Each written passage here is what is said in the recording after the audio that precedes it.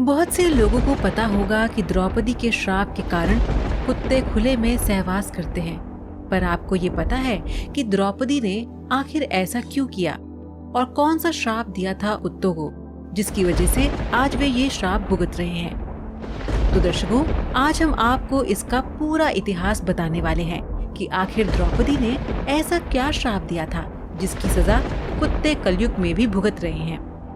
आज हम आपको इस बारे में रोचक कहानी बताने जा रहे हैं, जिसके बारे में शायद बहुत ज्यादा लोगों को पता नहीं होगा। टीवी पर आपने महाभारत तो देखी ही होगी, अगर नहीं भी देखी हो तो हम आपको बता दें कि आज की ये कहानी इसी महाभारत से है। कहानी की शुरुआत द्रौपदी विवाह से होती है।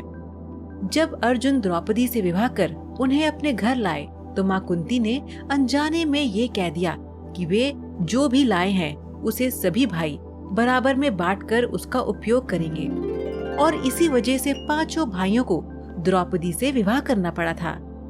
दरअसल हकीकत सत्य से कई ज्यादा है। वैसे आपको बता दें कि ये सब भगवान महादेव का रचा हुआ खेल था। आपको बता दें कि द्रौपदी ने भगवान शिव की पूजा करके उनसे वरदान मांगा था कि उन्हें बल, बुद्धि, कौशल, शौर्य और नैतिकता में परिपूर्ण वर प्राप्त हो। लेकिन द्वापर युग में ऐसा संभव नहीं हो सका। हर किसी न किसी व्यक्ति में कुछ न कुछ कमी होती ही थी, और इसी वजह से द्रौपदी को ये सारे गुण उनके अलग अलग पतियों में मिले, और इसी कारण उन्हें 5 पांडवों से शादी करनी पड़ी थी।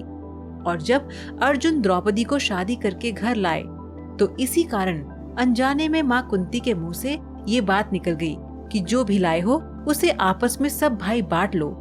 और अपनी माँ कुंती का मान रखने के लिए पांडवों को द्रौपदी से शादी करनी पड़ी।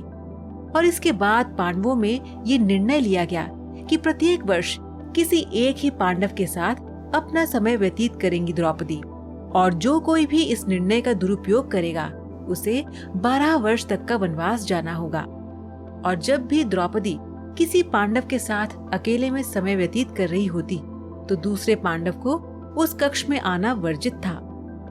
और इसी दौरान एक ऐसी घटना घटित हुई जिसकी वजह से कुत्ते को ये श्राप मिला कि सहवास करते समय उनको पूरी दुनिया देखेगी। दरअसल पांडवों ने नियम बनाया था कि जब भी कोई एक पांडव द्रौपदी के कक्ष में जाया करता था तो वो अपनी पादुकाएं द्वार पर उतार दिया करता था, ताकि उसके भाई पादुका देखकर कक्ष में प्रवेश न करें। परंतु एक बार जब अर्जुन अपनी पादुका प्रवेश द्वार के बाहर उतार द्रौपदी के संग प्रेम प्रसंग में लीन थे, तभी द्वार पर एक कुत्ता आया और खेल खेल में उस कुत्ते ने अर्जुन की पादुका उठा ली और उसे लेकर वो पास के जंगल में जाकर उसके साथ खेलने लगा। उसी दौरान भीम अपने कक्ष की ओर प्रस्थान कर रहे थे। उन्होंने देखा कि द्रौपदी के कक्ष के बाहर कोई पादुकाएं नहीं है, और वे द्रौपदी के कक्ष में प्रवेश कर गए।